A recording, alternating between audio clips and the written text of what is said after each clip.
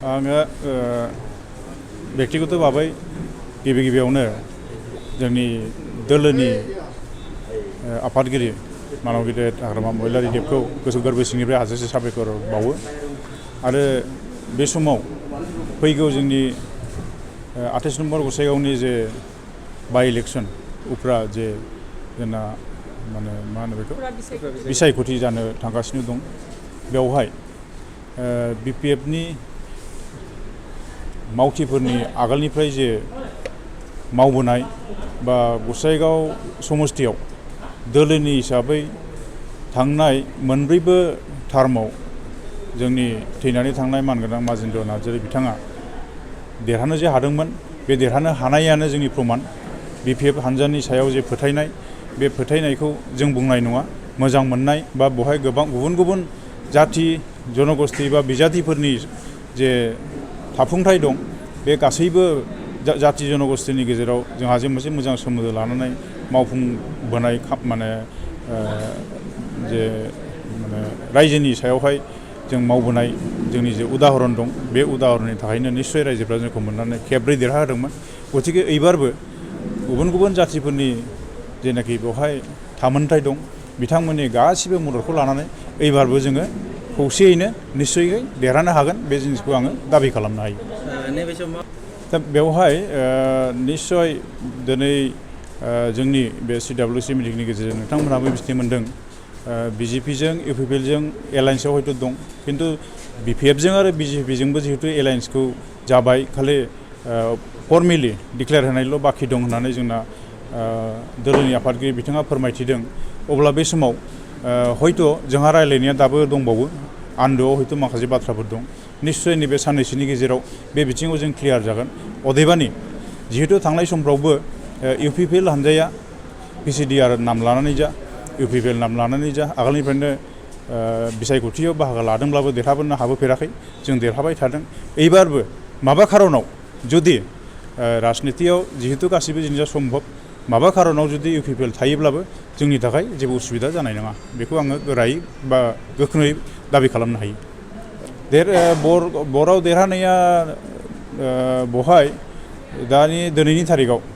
थांनाय 2021नि जे जोंनि जेनेरेल इलेक्सन दंमोन बहाय 1,87,000 भटारफोरनि गेजेराव जों 70,000 मोनदों 70,000नि एसे बारामोन दा एबार हयथ' कंग्रेसबो थागोन इउआइडिएफबो थानो हागौ टिएमसिबो थागोन माखासे भट बांगोन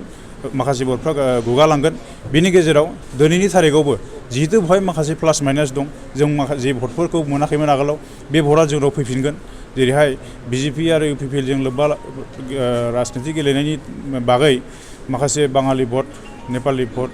बिहारि भट एसेब्लाबो थांदोंमोन राजबंशी भट एसेब्लाबो थांदोंमोन दा बिजेपिजों जानाय लोगो लोगो बे गासिबो भटआ जोंनाव फैफिनजोबगोन अब्ला आगोलाव जेसेबां जों 70,000 71,000 मोनदों बिनि बांसिनसो जों मोनगोन बेखौ आंहा फोथायनाय दं 70,000निबो बारा मोनगोन हयथ' 80,000निबो बारा जों मोनहैगोन बे रोखोमैनो जों देरहासार जानो हागोन रायजो राजानि थाखाय बहाय मावनांगौआ जों दा आं जिहेतु बिपिएफ दोलोनि सत्रसायाव थानानै खामानि मावगासिनो दं जोंनि दोलोनि जेनाखि नीति आदर्श बेखौ नोजोर बोनानै ओनसोलनि रायजो राजाया जाहाथे उपकृत जायो जों जेरैहाय मोनब्रैबो टार्मखौ देरहाबोनो हादों जोंनि माजेन्द्र नार्जारी बिथां एमएलए थानाय समावबो जोंबो दोलोआव दंफायोमोन जों जे रोखोमै मावबोदों थिग बे रोखोमैनो बिसेसकरि 28 नम्बर समस्थियाव गुबुन गुबुन जाथि जनगोष्ठीनिबो माखासे समस्याफोर दं बे गासैबो समस्याफोरखौ लानानै अन्तत ओनसोलनि सान्थिनि थाखाय ओनसोलाव जेनेबा हा हुनि माखासे झामेलाफोर दं बेफोर बिथिंखौ नोजोर बोनानै जोंनि गेजेरावहाय समन्वय मोनसे सृष्टि खालामनानै बा मोजां गोरोबलायनायनि गेजेरजों जोंनि समाजखौ लाखिनांगौनिबो बाथ्राफोर दं बिनि बागै माखासे समस्या जेरैहाय संकस दैनि खुरखानाय दं बेफोर निस्सय फैगोन लासैनो आरो बाखि बावहाय आगोलाव मावबोनाय माखासे अभिगतानि गेजेरजों बे खामानिखौबो आंनि मावनांगौनि बेलायाव थागोन बेवहाय जाहाथे करापसन लेस जायो बेवहाय जाहाथे जोंनि गेजेरावहाय माने खामानि मावनायनि जे हुदा बे हुदाखौ जाहाथे दैखांनो हायो गोबां बिथिंफोर दं बेखौथ' आरो बेवहाय दिनैहाय रायलायनानै फोजोबनो हानाय नङा जेब्ला दायित्वखौ मोनगोन अब्ला रायजोनि थाखाय खामानि मावनांगौनि बेलायाव आंनि फारसे जेबो उसुबिदा थानाय नङा बा जेबो दिदाबद फैनाय नङा बे जिनिसखौ आङो फोरमायनो लुबैयो दा बेवहाय जोंनि जेनाखि एलायन्सनि माखासे कन्डिसन बे कन्डिसनफोरनि गेजेराव जोंना दिनैहाय CWC मिटिंनि गेजेरजों जेखौ फोरमायदों बेवहाय निस्सयकै जोंनि गोजौ थाखोनि जाय नेताफोर दं बिथांमोनहा माखासे स्ट्रेटेजिक माबा लादों बेवहाय आं गासिबो बुंनांगौ साना बा आंनि थाखाय बुंनाया बियो थिग जानाय नङा बेवहाय बे बागै सोंनायनि फिननायखौ निस्सय जोंनि गोजौ थाखोनि नेताफोरनिफ्राय माने नोंथांमोनहा लानो हागोन आरो जिहेतु मित्रजोता जिहेतु थायोब्ला नोंथांमोना जे UPPLआ बेवहाय केन्डिडेटफोरा नोंथांमोना जुदि बिजाथि होआब्ला बेवहाय नोंथांमोना दा बियो नैबे साननैसोनि गेजेराव स्पष्ट जागोन बेवहाय मा रोखोमनि मा दं बे जोंनि हाइकमान्डआ जे रोखोमनि जोंखौ इन्सट्राक्सन होगोन बे हिसाबै दोलोनि मावग्रा हिसाबै जोंबो बानसावनो गोनां जागोन माने जोंनि हाइकमान्डनि सायाव सोनारगोन आरो बे डिसिसना